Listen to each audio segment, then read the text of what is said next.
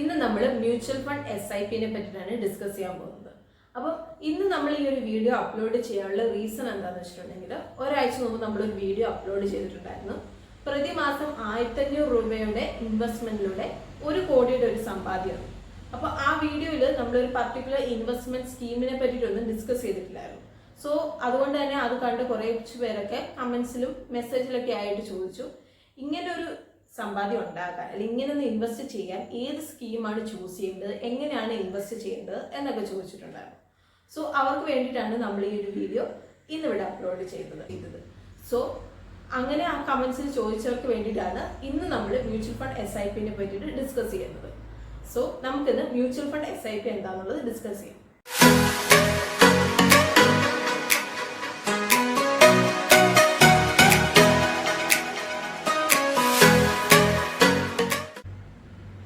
Mutual ഫണ്ടിൽ നമുക്ക് 2 രീതിയിൽ നമുക്ക് ഇൻവെസ്റ്റ്മെന്റ് ചെയ്യാം. ഒന്ന് നമുക്ക് ലംസമായിട്ടും ഇൻവെസ്റ്റ്മെന്റ് ചെയ്യാം, ഒന്ന് നമുക്ക് SIP ആയിട്ടും ഇൻവെസ്റ്റ് ചെയ്യാം. അപ്പോൾ ലംസമായിട്ട് ഇൻവെസ്റ്റ് ചെയ്യാന്ന് പറഞ്ഞിട്ടുണ്ടെങ്കിൽ ഒരു ബൾക്കായിട്ട് ഒരു എമൗണ്ട്, ഒരു 5 ലക്ഷം രൂപ നമ്മുടെ കയ്യിലുണ്ട്. അപ്പോൾ നമുക്ക് ഇൻവെസ്റ്റ് ചെയ്യാൻ വേണ്ടി നമ്മൾ ആഗ്രഹിക്കുകയാണെങ്കിൽ നമുക്ക് മ്യൂച്വൽ ഫണ്ടിൽ ലംസമായിട്ട് നമുക്ക് ഇൻവെസ്റ്റ്മെന്റ് ചെയ്യാം. പിന്നെ നമുക്കുള്ളത് SIP ആയിട്ട് ഇൻവെസ്റ്റ്മെന്റ് ചെയ്യാന്നുള്ളത്. SIP എന്ന് പറഞ്ഞിട്ടുണ്ടെങ്കിൽ സിസ്റ്റമാറ്റിക് ഇൻവെസ്റ്റ്മെന്റ് പ്ലാൻ. അപ്പോൾ ഇന്ന് നമ്മളിവിടെ ഡിസ്കസ് ചെയ്യാൻ പോകുന്നത് SIP-നെ പറ്റിയിട്ടാണ്. ഇതാണ് മ്യൂച്വൽ ഫണ്ട് SIP എന്നുള്ളത് നമുക്ക് നോക്കാം. അപ്പൊ മ്യൂച്വൽ ഫണ്ട് SIP എന്ന് പറയുന്നുണ്ടെങ്കിൽ നമ്മുടെ ബാങ്കിൽ നമ്മൾ റിക്കറിംഗ് ഡെപ്പോസിറ്റ് പോലെയാന്ന് പറയാം. അപ്പൊ റിക്കറിംഗ് ഡെപ്പോസിറ്റ് എന്ന് പറഞ്ഞാൽ എന്താ, നമ്മൾ ബാങ്കിൽ ഒരു ഫിക്സഡ് എമൗണ്ട് ഒരു ഫിക്സഡ് പീരീഡിലേക്ക് നമ്മൾ ഇൻവെസ്റ്റ് ചെയ്യുന്നു. അപ്പൊ ആ പീരീഡ് കഴിയുമ്പോൾ ആ എമൗണ്ട് നമുക്ക് കിട്ടുന്നു വിത്ത് റിട്ടേൺസ്. അതാണ് റിക്കറിംഗ് ഡെപ്പോസിറ്റ് എന്ന് പറയുന്നത്. അപ്പം ഒരു എക്സാമ്പിൾ ആയിട്ട് പറയുകയാണെങ്കിൽ എല്ലാ മാസവും 2000 രൂപ വെച്ച് ബാങ്കിലേക്ക് നമ്മൾ ഇൻവെസ്റ്റ് ചെയ്യുന്നു.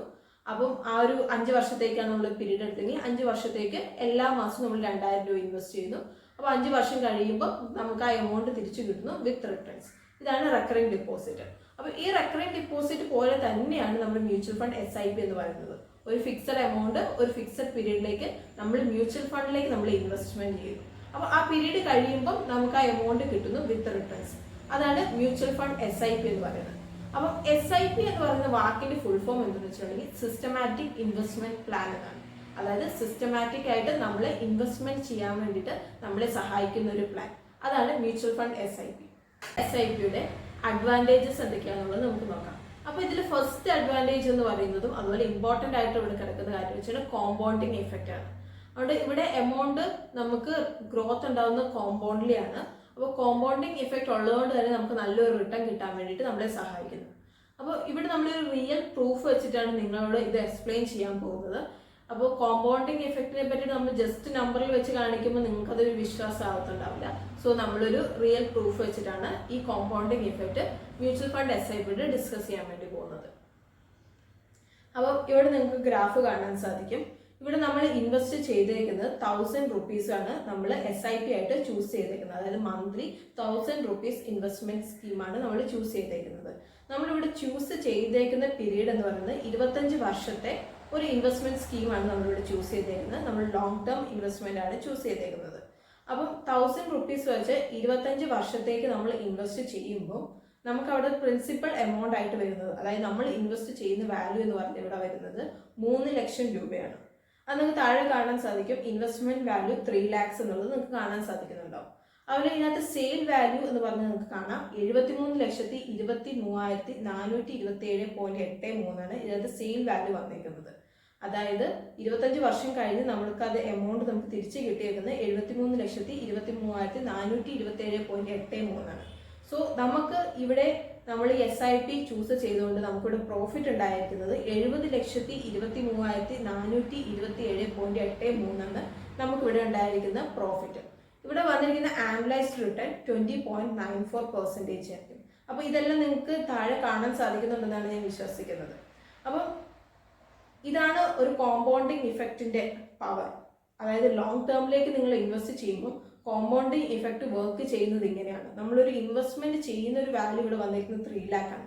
ബട്ട് നമുക്ക് അതിനകത്ത് കിട്ടിയേക്കുന്ന ഒരു എമൗണ്ട് എന്ന് പറഞ്ഞിരിക്കുന്നത് 73 ലാക്സോളം നമുക്ക് കിട്ടിയിട്ടുണ്ട്.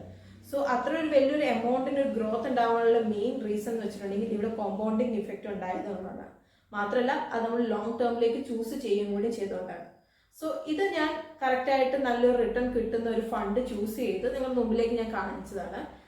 അപ്പം അത് മാത്രം പോരല്ലോ, നിങ്ങൾക്കത് കുറച്ചും കൂടി വിശ്വസനീയമാണല്ലോ. സോ ഞാൻ റാൻഡം ആയിട്ട് ഒരു ഫണ്ട് കൂടി ചൂസ് ചെയ്തിട്ട് നിങ്ങൾക്ക് അത് എക്സ്പ്ലെയിൻ ചെയ്ത് കാണിച്ചു തരാം. അപ്പോൾ ഇവിടെ സെക്കൻഡ് നിങ്ങൾക്ക് കാണാൻ സാധിക്കുന്നുണ്ടാവും ഒരിത്. അതിന് ഞാൻ റാൻഡം ആയിട്ടാണ് ചൂസ് ചെയ്തേക്കുന്നത്. ഇതും ഒരു ലോങ് ടേം ഇൻവെസ്റ്റ്മെന്റ് തന്നെയാണ്.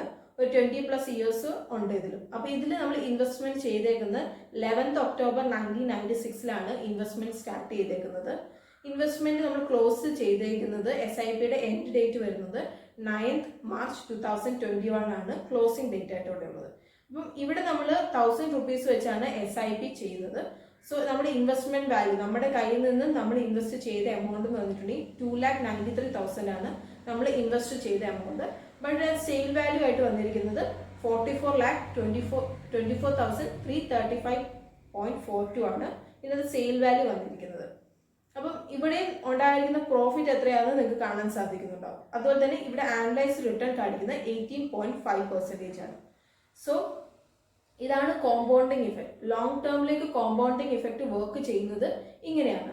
അപ്പം ഇത് നിങ്ങൾക്ക് മനസ്സിലായിട്ടുണ്ടെന്ന് വിചാരിക്കുന്നു. സെക്കൻഡ് അഡ്വാൻറ്റേജ് എന്താണെന്ന് വെച്ചിട്ടുണ്ടെങ്കിൽ ഈസി ടു ഇൻവെസ്റ്റ്മെന്റ് ആണ്. അതായത് നമുക്ക് മ്യൂച്വൽ ഫണ്ടിൽ ഇൻവെസ്റ്റ്മെന്റ് ചെയ്യാൻ വേണ്ടിയിട്ട് ഈസിയാണ്. കാരണം നമുക്ക് മ്യൂച്വൽ ഫണ്ട് SIP നമുക്ക് ഇൻവെസ്റ്റ്മെന്റ് ചെയ്യാവുന്നത് സ്റ്റാർട്ടിങ് ഒരു മിനിമം ഒരു 100 rupees തൊട്ട് നമുക്ക് ഇൻവെസ്റ്റ്മെന്റ് സ്റ്റാർട്ട് ചെയ്യാം മ്യൂച്വൽ ഫണ്ട് SIPയിൽ. ഇനി തേർഡ് ഇതിന്റെ ഒരു അഡ്വാൻറ്റേജ് എന്ന് വെച്ചിട്ടുണ്ടെങ്കിൽ ഫ്ലെക്സിബിലിറ്റി ആണ്. അതായത് ഇത് എപ്പം ഇൻവെസ്റ്റ്മെന്റ് സ്റ്റാർട്ട് ചെയ്യണം, എത്ര എമൗണ്ടിൽ ഇൻവെസ്റ്റ്മെന്റ് സ്റ്റാർട്ട് ചെയ്യണം, ഡ്യൂറേഷൻ ഫിക്സ് ചെയ്യുന്നത് ഒക്കെ നമ്മുടെ ഇഷ്ടത്തിനനുസരിച്ചാണ് നമ്മൾ ഫിക്സ് ചെയ്യുന്നത്.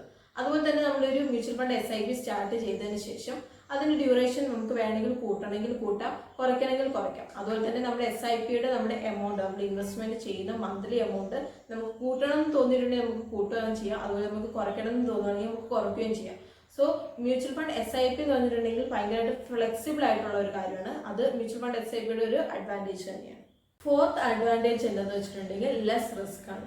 അപ്പോൾ ഞാൻ പറഞ്ഞു, ഞാൻ മ്യൂച്വൽ ഫണ്ട് SIP ആണ് റെക്കമെൻഡ് ചെയ്യുന്നത് കോമൺ പീപ്പിളിൽ നിന്ന് തുടക്കത്തിൽ ഞാൻ പറഞ്ഞായിരുന്നു.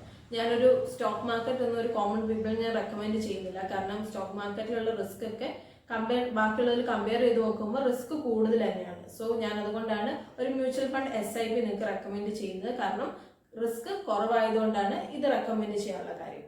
അപ്പം മാർക്കറ്റ് ഫ്ലക്ച്വേഷൻസിനെ കുറിച്ച് ഓർത്തിട്ട് നിങ്ങൾ അധികം ടെൻഷൻ അടിക്കേണ്ട ആവശ്യമില്ല. കാരണം മാർക്കറ്റ് ഇപ്പോൾ ഡൗണിലേക്ക് പോയാൽ തന്നെ അത് നമ്മളിപ്പോൾ ലോങ് ടേമിലേക്കാണ് നമ്മൾ ഇൻവെസ്റ്റ് ചെയ്യുന്നതെങ്കിൽ നമ്മൾ അതിനെക്കുറിച്ച് ഓർത്ത് അധികം ടെൻഷൻ അടിക്കേണ്ട കാര്യമില്ല. കാരണം ഇവിടെ മനുഷ്യന്മാർ ഉള്ളിടത്തോളം കാലം മാർക്കറ്റിന് മുകളിലേക്ക് വന്നു തന്നെ തീരുള്ളൂ. അപ്പം ലോങ് ടേമിൽ നമ്മൾ ഇൻവെസ്റ്റ്മെന്റ് ചെയ്യുമ്പോൾ മാർക്കറ്റ് ഫ്ലക്ച്വേഷനെ കുറിച്ച് ഓർത്തിട്ട് നമ്മൾ അധികം ടെൻഷൻ അടിക്കേണ്ട ആവശ്യമില്ല. ഇനി ഫിഫ്ത്ത് അഡ്വാൻറ്റേജ് എന്ന് വെച്ചിട്ടുണ്ടെങ്കിൽ അച്ചീവിങ് അവർ ഗോൾസ് ആണ്. അതായത് നമുക്ക് എല്ലാവർക്കും ഓരോ ഗോൾ ഉണ്ടാവും. പക്ഷെ ആ ഒരു ഗോൾ ഷോർട്ട് ടേമിൽ നമുക്ക് അച്ചീവ് ചെയ്തെടുക്കുക എന്ന് പറഞ്ഞിട്ടുണ്ടെങ്കിൽ അത് അത്രയും എളുപ്പമുള്ള കാര്യമല്ല. അപ്പോൾ ഒരു ലോങ് ടേമിലേക്ക് നമുക്ക് നമ്മുടെ ഗോൾസ് അച്ചീവ് ചെയ്ത് തന്നെ എടുക്കാൻ പറ്റും. സോ നമ്മളൊരു ഡിസിപ്ലിൻഡ് ആയിട്ടുള്ള ലൈഫ് സ്റ്റൈൽ ഫോളോ ചെയ്യുകയാണെങ്കിൽ നമുക്ക് ലോങ് ടേമിലേക്ക് നമ്മുടെ എല്ലാ ഗോൾസ് തന്നെ നമുക്ക് അച്ചീവ് ചെയ്യാൻ വേണ്ടിയിട്ട് സാധിക്കും. അതുപോലെ നിങ്ങളൊരു റിട്ടയർമെന്റ് പ്ലാൻ ആണ് നിങ്ങൾ പ്ലാൻ ചെയ്യുന്നെങ്കിൽ ഒരു 20 വർഷം കഴിയുമ്പോൾ നിങ്ങൾക്ക് റിട്ടയർമെന്റ് വേണം. ഒരു റിട്ടയർമെന്റ് പ്ലാൻ അന്നപ്പോഴേക്ക് നിങ്ങൾക്ക് ഒരു 1 കോടി രൂപയുടെ ആവശ്യമുണ്ട് എങ്കിൽ നിങ്ങൾക്ക് മ്യൂച്വൽ ഫണ്ട് SIP നിങ്ങൾക്ക് ചൂസ് ചെയ്യാം. അപ്പോൾ 20 വർഷം കൊണ്ട് നിങ്ങളുടെ ക്യാഷിന് ഒരു ഗ്രോത്ത് ഉണ്ടാവുകയും നിങ്ങൾക്ക് റിട്ടയർമെന്റ് ആകുമ്പോൾ നിങ്ങൾക്ക് റിട്ടയർമെന്റ് ഫണ്ട് നിങ്ങളുടെ കയ്യിലുണ്ടാവുകയും ചെയ്യും. അപ്പോൾ ആ ഒരു സമയത്ത് നിങ്ങൾക്ക് നല്ലൊരു ഫിനാൻഷ്യലി സ്റ്റേബിൾ ആയിട്ട് ഇരിക്കാനും ആരെയും ഡിപ്പെൻഡ് ചെയ്യേണ്ട ഒരു അവസ്ഥയും ആ ഒരു സമയത്ത് ഉണ്ടാകത്തില്ല. ഇനി ഫണ്ട് ചൂസ് ചെയ്യുമ്പോൾ നിങ്ങൾ അറിഞ്ഞിരിക്കേണ്ട കാര്യങ്ങൾ എന്തൊക്കെയാണെന്ന് നമുക്ക് നോക്കാം. അപ്പോൾ എല്ലാ ഫണ്ടും എല്ലാവർക്കും പറഞ്ഞിട്ടുള്ളതല്ല. അപ്പോൾ നമ്മൾ ഫണ്ട് ചൂസ് ചെയ്യുമ്പോൾ കുറച്ച് ക്രൈറ്റീരിയസ് നോക്കിയിട്ടായിരിക്കും നമ്മൾ ഫണ്ട് ചൂസ് ചെയ്യുന്നത്. അതായത് നമ്മുടെ ഏജ് എത്രയാണെന്നുള്ളൊരു ക്രൈറ്റീരിയ നമ്മൾ നോക്കും. അതുപോലെ നമ്മൾ എത്ര പീരീഡാണ് നമ്മൾ ചൂസ് ചെയ്യുന്നത്, നമ്മൾ ഷോർട്ട് ടേമിലേക്കാണോ ചൂസ് ചെയ്യുന്നത് അതോ ലോങ് ടേമിലേക്കാണോ ചൂസ് ചെയ്യുന്നത്, അത് നമ്മളൊരു ക്രൈറ്റീരിയ ആയിട്ട് ചൂസ് ചെയ്തിട്ടായിരിക്കും നമ്മൾ ഫണ്ട് ചൂസ് ചെയ്യുന്നത്.